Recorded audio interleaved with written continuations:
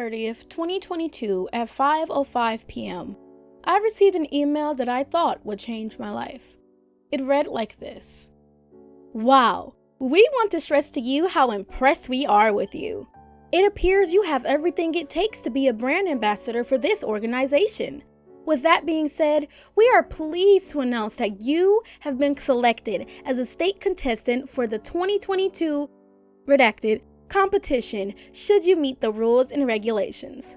We couldn't be more excited about your participation. For a young black girl like me, that was almost unbelievable. The opener to this email alone made me feel beautiful. For the first time, it felt like my beauty had been affirmed by society.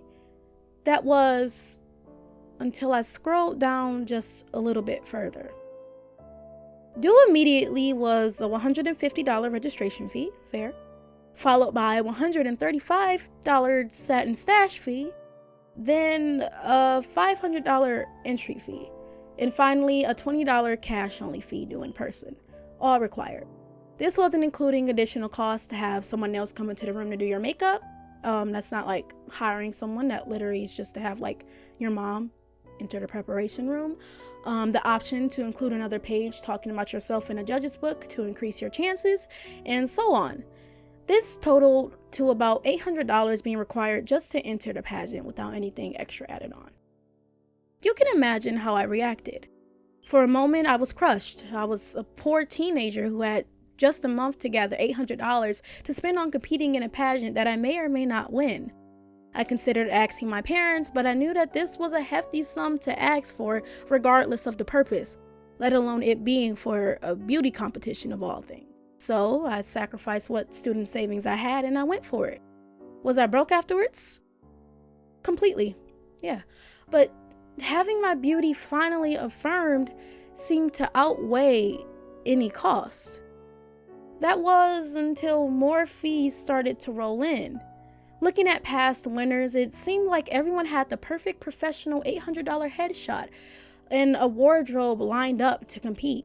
They had also taken pageantry classes worth hundreds and thousands of dollars and had sponsorships from high-end dress providers. Luckily, I had a cousin with great photography skills that got me a beautiful headshot just before the deadline, and my parents were gracious enough to scrape up what they could to buy me the most beautiful dress I could have possibly imagined.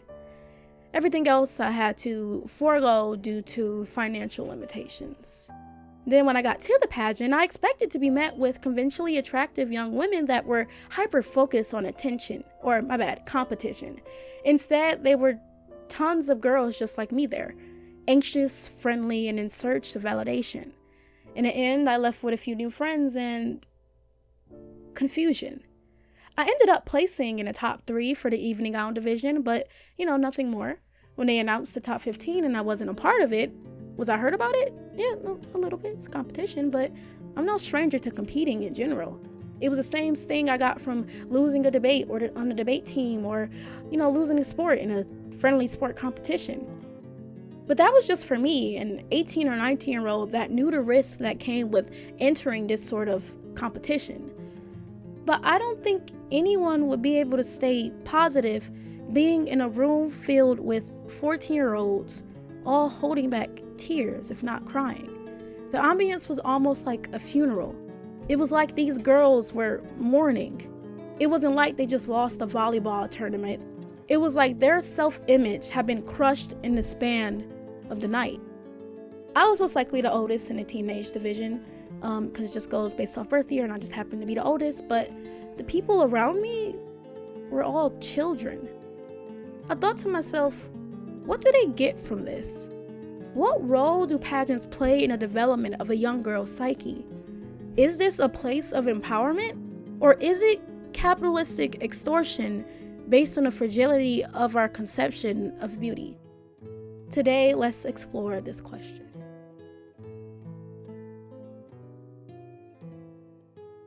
The origins of beauty pageants can be traced back as early as ancient Greece, starting with the legend of the Judgment of Paris, a dispute of beauty between Greek goddesses Hera, Aphrodite, and Athena. According to the Theoi project, the story goes like this. The story began with the wedding of Peleus, sorry if I pronounced that wrong, and Thetis, which all the gods had been invited to attend except for Eris, goddess of discord. When Eris appeared at the festivity, she was turned away, and in her anger, she cast the golden apple amongst the assembled goddesses addressed to the fairest. 3 goddesses laid claim to the apple: Aphrodite, Hera, and Athena. Zeus was asked to mediate, and he commanded Hermes to lead the 3 goddesses to Paris of Troy to decide the issue. The 3 goddesses appearing before the shepherd prince, each offering him gifts for favor. He chose Aphrodite, swayed by her promise to bestow upon him Helen, the most beautiful woman, for wife. The subsequent abduction of Helen led directly to the Trojan War and the fall of the city. In this story, we see how the judge in the story, Paris of Troy, did not make a decision based on their objective beauty, but rather on who had the best bribe. We'll come back to this observation later. But in the time of ancient Greece, there were no direct competitions concerning women's beauty, although there was a contest of physique held yearly at Athenian festivals meant only for men. According to PBS, the origins of pageantry is most directly drawn from medieval-era European festivals, most notably that of May Day celebrations where a May Queen was selected. These women were meant to symbolize the goddess of spring, or alternatively, the flower bride or the queen of fairies. She is meant to be a symbol of purity, fertility, and growth. She's often chosen for her beauty and popularity, amongst other things. She is a representative for the celebration of Beltane, similar to how women who win a beauty pageant become ambassadors of the associated organizations. The idea of young women being the faces of beauty and paraded around as such has long existed within American history, as seen in parades and tours held by American historical figures like George Washington and Marquise de Lafayette, who had beautiful young women accompanying them in public appearances. As I've only had experience with the American pageant system, this is what I'll be focusing on for the remainder of the video. Going into that, the first true beauty pageant is widely regarded to be a show put on by American showman Phineas T. Barnum. In the 1850s, he opened a museum wherein chickens, flowers, and even children were displayed and judged for paying audiences. In 1855, he created an exhibit meant to showcase the handsomest girls. The prize offered was that of a dowry if the winner was unmarried, or a diamond tiara if she was married. The turnout for this event turned out to be very poor, as Victorian-era women did not feel necessarily compelled to showcase themselves for such a minimum prize. To remedy this, Barnum created a photography beauty contest where women could submit photos and the public would vote for who is the most attractive or photogenic.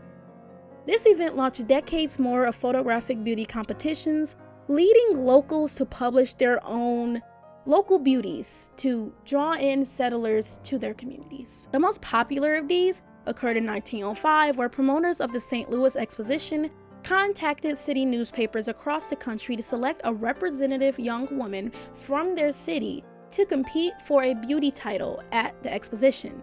There was intense competition, and according to one report, there were 40,000 photo entries. Over time, these photographic beauty contests shifted attitudes concerning competitions of female beauty. Now, it was socially acceptable to compare one woman's beauty to another and reward them based on that. The first major beauty pageant that mimics our current system was that of the 1921 Miss America pageant. Designed to encourage tourists of the Atlantic City to stay beyond their Labor Day celebrations, the first Miss America pageant marked the beginning of a decades-long pageantry system that young girls still participate in our year of 2023. Here we can begin the discussion surrounding pageant competitions, or rather competitors, as commodities. We can frame the discussion with this quote from Miss North Carolina 2006 Samantha Hovley, talking about her time in the national pageant. She said the following, referring to Donald Trump, who was the head of the organization Miss USA at the time. He would step in front of each girl and look you over from head to toe like you were just meat. We were just sexual objects that were not people. You know, when a gross guy at the bar is checking you out, it's that feeling. Another contestant I believe in a different pageant, is Cassandra Searles. Excuse me if I pronounced that last name wrong. Miss Washington 2013. She posted the following statement online. Miss USA class of 2013. Do y'all remember that one time we had to do our on-stage introductions, but this one guy treated us like cattle and made us do it again because we didn't look him in the eyes? Do you also remember when he then proceeded to have us line up so he could get a closer look at his property? Oh, I forgot to mention that guy will be in the running to become the next president of the United States. I love the idea of having a misogynist as the president. To reiterate, these comments are in reference to Donald Trump. But surely these do not have any implications for the true nature of pageantry, right? It's just a one-off instance, right? Well, I'd argue differently. The sentiments asserted by Trump are not antithetical to the ideologies of pageantry in general. Although Trump later resigned from his role as owner of Miss USA, we can see how pageantry created the space for such exploitation. Women were already commodities within the system, but Trump here acts as a physical embodiment of the foundational beliefs that give the system its cohesion. That women are capital, whose value can be measured and judged, whose only use is to increase profits. Because in the end, pageants don't care about its competitors. It cares about the profit.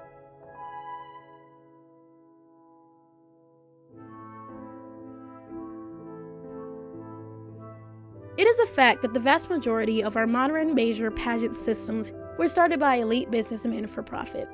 We all know this, but pageantry has attempted to resist this in recent years. Many beauty pageants, in response to criticism of its vanity, have decided to rebrand themselves, hiring women as their company presidents and advertising an emphasis on inner beauty over physical beauty. However, this hasn't stopped bribery from playing a major role in the outcome of these pageants. Articles as far back as 2002 talk about how women have brought their way into their titles. Recently, Crystal Stewart, former CEO of Miss USA, was released from her position under suspicion of rigging the 2022 Miss USA pageant to make Miss Texas USA, Arbani Gabrielle, the winner of the national pageant. Following the same threat of corruption, many online individuals have pointed out that not all winners of beauty pageants, but majority of them have some sort of connection or financial investment in their competition that unfairly skews the results. Of course, this isn't in all cases, but a lot of cases, yeah. And this isn't unlike the bribery of Paris of Troy in the story of the Judgment of Paris, where he chose his victor based on their bribe. This is further emphasized by the existence of a People's Choice contestant, where an individual can make it to finals just based off how much money was donated in their names. And if you don't know, in pageants, making it to the top 15 or whatever top range is a pretty big deal. Where all this money goes in general is another question.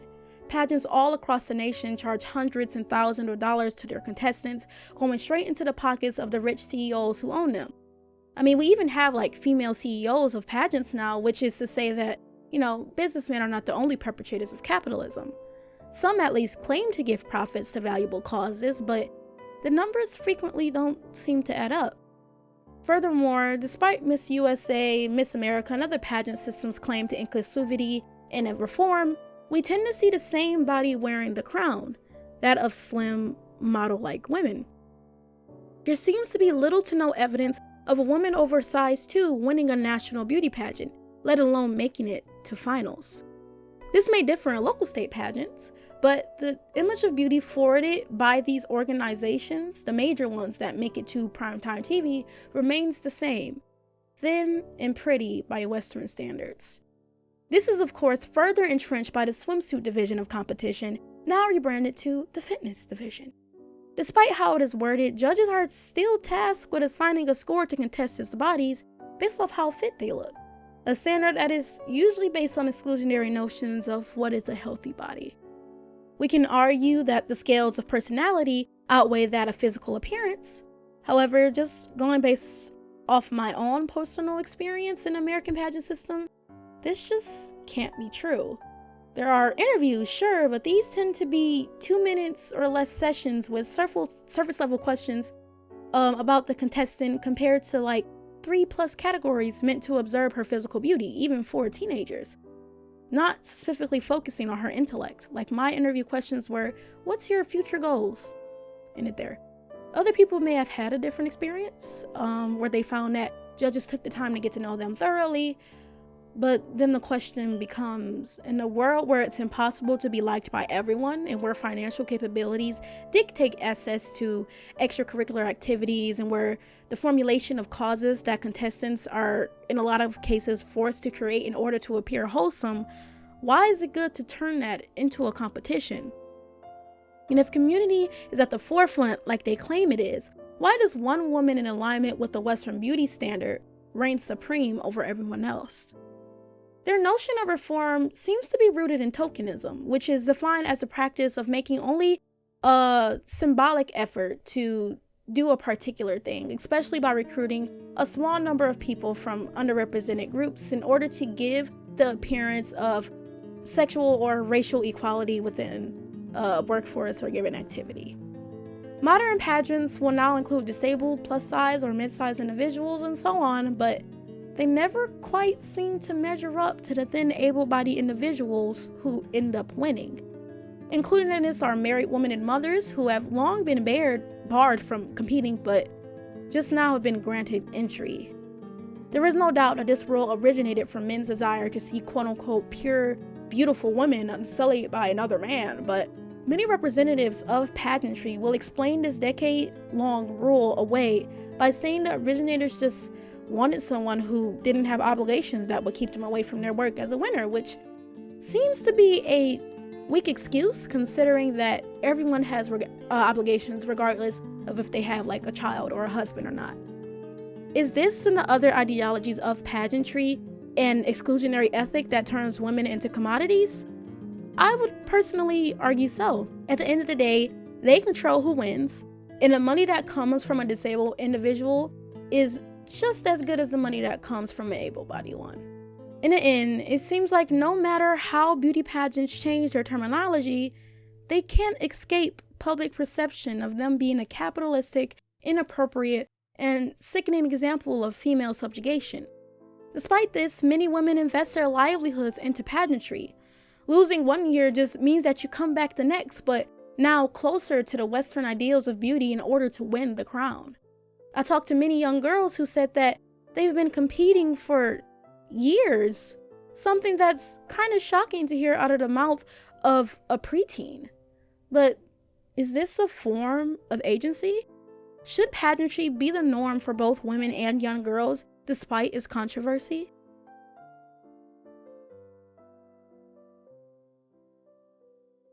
I don't doubt that there are thousands of women that have found community within a pageant system. I'm sure that some of those individuals are watching now and would love to defend this event that has unified them with perhaps lifelong friends that they wouldn't have met if not for pageantry. As mentioned, I too had a sense of community with the girls that I competed against. But this seems to happen anywhere where people go. They will always band together regardless of the setting. To attribute this to the pageant itself seems to ignore the intricacies of capitalism. We can create an undercommons that benefit us all emotionally, yes, but it becomes co-opted once we attribute our human relations to the structure that made us seek out that comfort in the arms of our competitors in the first place. Is dressing up in pretty dresses and walking around the stage problematic? No, that part was actually pretty fun. It was looking down at the panel of judges that were all writing down how I walk, if my body is toned enough, and if I fit into their image of the next winner, that created another site for capitalistic exploitation. Regardless of the gender of the judges, we, the girls, are the workers, and our bodies are the commodity. Many women will also claim that pageantry helped them reclaim their femininity. But then the question becomes, why is femininity rooted in heels and sparkly dresses? Why does our femininity have to be rooted in capitalistic consumption? In the end, just like how it started in 1921, pageantry to me is a conversion of women from human beings to commodities to be used for profit by businessmen and now too businesswomen. The best commodity is one that is thin, conventionally attractive, able-bodied, and agreeable, all of which go into the selection of the winner, whose role becomes to demonstrate a life of capitalistic glam that draws in more vulnerable young women who continue the cycle of endless investment for validation. It makes sense why even including trans women became as big of an issue as it did.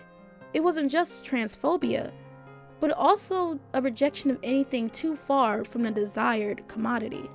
And so, to answer the question of whether my experience within the pageant system was problematic, the answer is kind of unsurprisingly yes.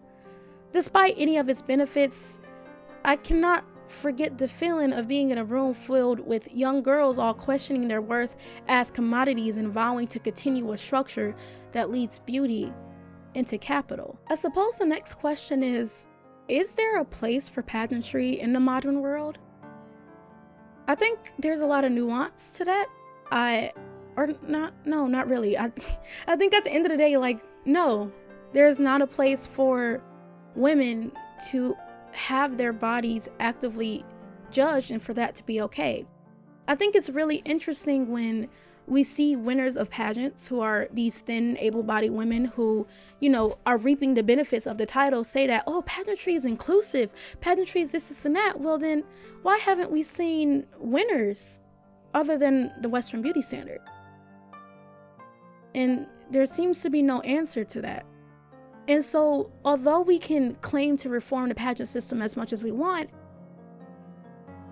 the crux of the issue is still at its root. It's that we can't reform what was already rotten to begin with. I think the only solution to this is to take away the competition aspect of pageantry. If we're going to keep pageantry, let's just make it okay for girls to walk around in pretty dresses and walk on stage and be seen, be validated, be seen as they are without them being judged. So at the end of the day, I had a great time walking around stage and being pretty. What made it kind of parasitic and what made it what it is, as controversial as it is when we got to the end and they're like, okay, here is the top most beautiful, the top most valuable commodities, and okay, we're gonna pick this woman to be our representative, right? And so if we want to have a space for women to build community, there are so many other options other than pageantry. I feel like that's a cop-out when having a discussion about if pageantry should remain. I can't watch one more interview when a pageant winner or somebody that's involved in the pageants is like, yeah, I had so much fun and it builds community. People have misconceptions about pageantry, but we build community within it. And again, I don't want to take away things that make women feel empowered, but then we have to look at if it's actually empowerment or is it just feeling validated under capitalism, which is its own discussion. It's its own discourse we can have about if that validation is still okay. But at least in my context, where I competed in a teen pageant and there was a bunch of teenagers in there, no, I don't think putting them on that rat race to always be trying to find or attain the Western standard of beauty in order to gain that title, in order to gain that status as a top commodity, that's not gonna work in modern society. So end of the story, I'm rambling. End of the story, make it okay for young girls to wear their pretty dresses and put a little crown on their head. Even for women, adult women, make it okay for them to wear their pretty dresses on stage, be seen, have their parents or anybody, all their folks in the audience take pictures of them. Oh, you're so pretty. And then at the end, call it a day. We don't need the competition aspect. It doesn't do anything for society. I think at the end of the day, if we want to reform pageantry, we have to just let it go. This is a bit of a rambly video, but thank you so much for watching again. I'll see you next time.